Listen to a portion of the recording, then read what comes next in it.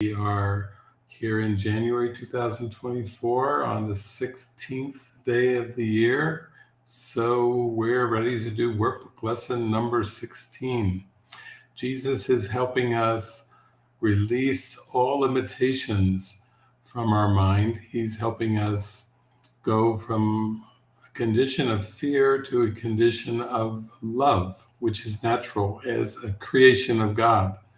Love is natural. It's a natural attitude. It's a natural emotion of the kingdom of heaven. And so our destiny is to remember our natural state of love, and how beautiful that we have instructions from the Master, Jesus, right? Helping us just take our mind back, the power of our mind back from the misuse of the mind, which we could call ego in psychological terms, or you could call it Satan in Christian terms, but it's reclaiming, restoring the power of the mind.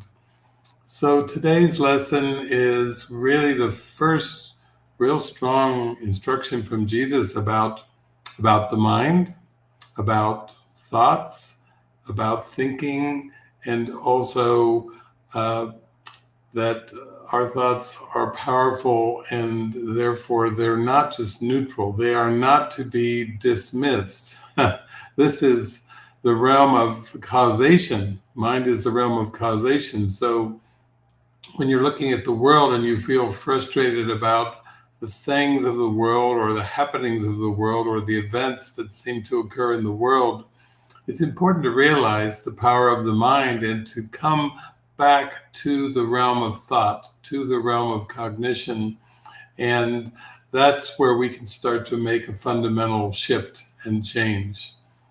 My mind can only be hurt by what I think, and that's only if I give my mind over to ego thoughts.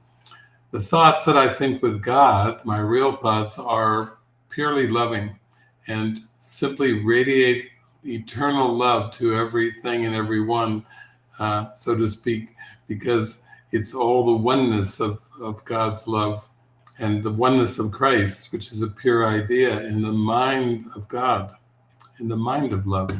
So here we go. Let's jump into lesson 16. I have no neutral thoughts.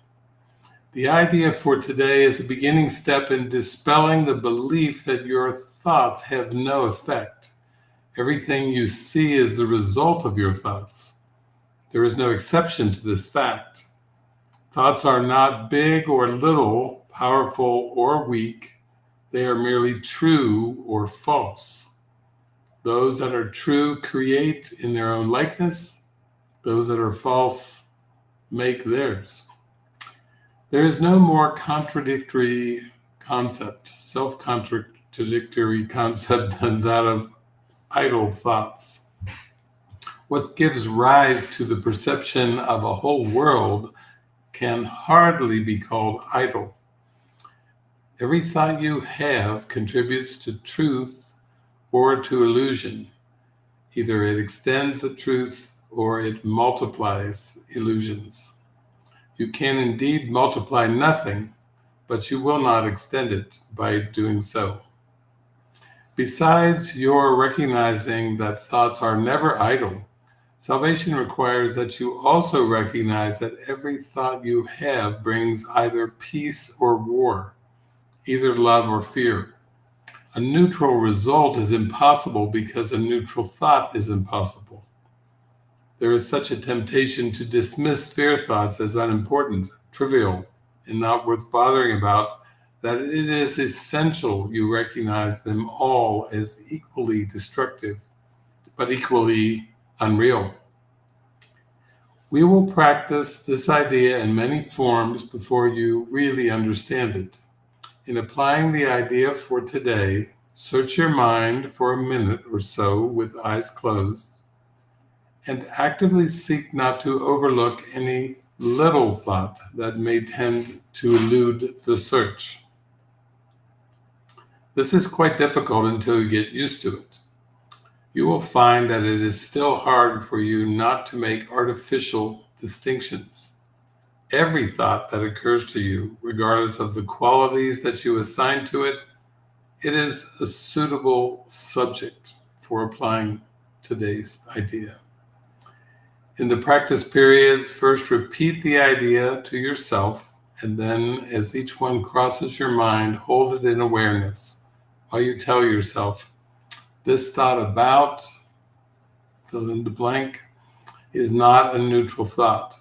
That thought about is not a neutral thought. As usual, use today's idea whenever you are aware of a particular thought that arouses uneasiness. The following form is suggested for this purpose. This thought about is not a neutral thought because I have no neutral thoughts. 4 or 5 practice periods are recommended if you find them relatively effortless. If strain is experienced, 3 will be enough. The length of the exercise period should also be reduced if there is discomfort.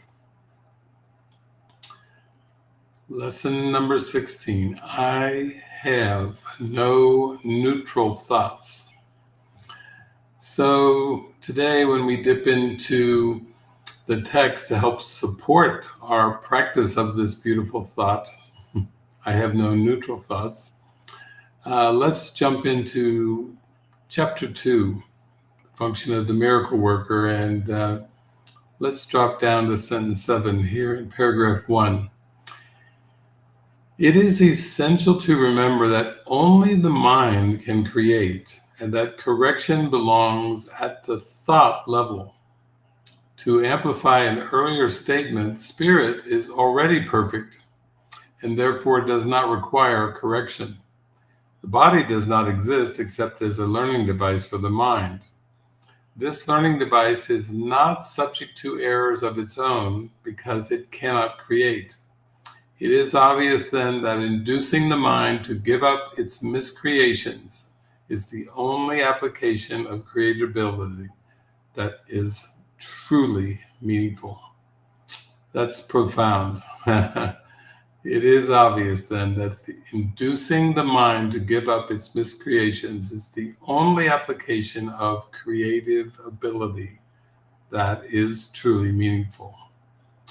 Magic is the mindless or the miscreative use of the mind. Physical medications are forms of spells, but if you are afraid to use the mind to heal, you should not attempt to do so.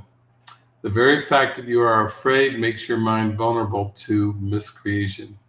You are therefore likely to misunderstand any healing that might occur, and because egocentricity and fear usually occur together, you may be unable to accept the real source of the healing.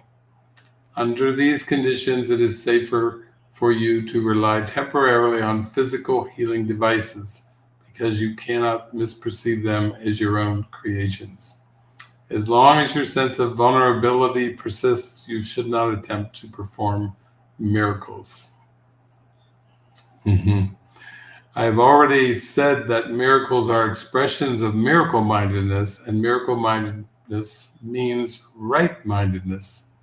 The right-minded neither exalt nor depreciate the mind of the miracle worker or the miracle receiver.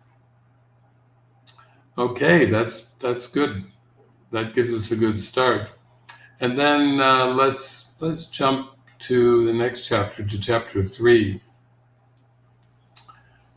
Chapter 3 is, we'll drop down here in section 7 down to the first paragraph and the 7th sentence. Nothing made by a child of God is without power. It is essential to realize this because otherwise you will be unable to escape from the prison you have made. Oh, that's worth repeating. Nothing made by a child of God is without power. It is essential to realize this because otherwise you will be unable to escape from the prison you have made. You cannot resolve the authority problem by depreciating the power of your mind. To do so is to deceive yourself, and this will hurt you because you really understand the strength of the mind. You also realize that you cannot weaken it any more than you can weaken God. The devil is a frightening concept because he seems to be extremely powerful and extremely active. He is perceived as a force in combat with God, battling him for possession of his creations. The devil deceives by lies and builds kingdoms in which everything is in direct opposition to God. Yet he attracts men rather than repels them, and they are willing to, quote, sell him their souls in return for gifts of no real worth. This makes absolutely no sense. Okay. So in this sense, the devil is in quotes because it's a concept. And if you give a very powerful mind to such a ridiculous concept, then you seem to experience something other than heaven. And we're starting to see that in order to forgive the concept of the devil, you really have to realize the power of your mind, and you have to really start to understand that you made it up. You've believed in the ego.